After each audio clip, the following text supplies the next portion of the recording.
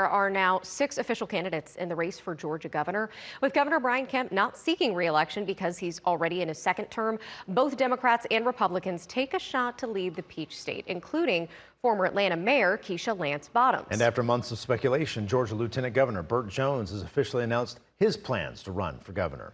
He joins a full field already with 4 Democratic candidates and 1 other Republican. Political reporter Doug Reardon is live at the state capitol tonight, breaking down this newest entry. Doug.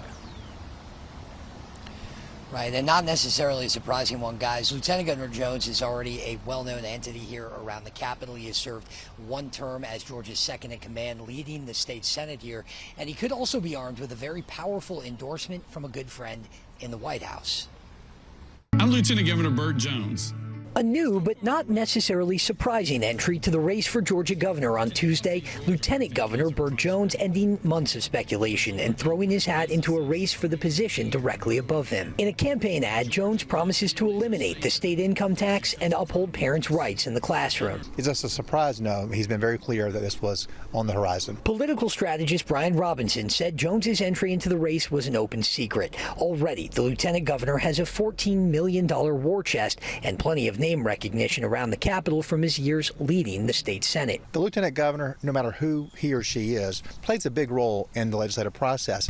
And Burt Jones has worked closely with President Trump, helping Georgia make America great again. Jones also has a powerful ally in President Donald Trump, who often invited or shouted out Jones at most of his Georgia campaign rallies. While Trump's focus may be mostly on congressional races in 2026, very narrow margins up there. It could be a big help for Jones come election time. Only one other Republican challenger, State Attorney General Chris Carr, has entered the race on the GOP side. 4 Democrats, State Senator Jason Estevez, former Atlanta Mayor Keisha Lance Bottoms, State Representative Derek Jackson, and Pastor Olu Brown have announced runs. Democrats planning to attack Georgia state races with all their might. Georgia is a state that's trending in our direction. We have to invest, and we can't just invest in federal races. For us, Georgia is one of the critical battleground states, not just in 2026, but for the foreseeable future.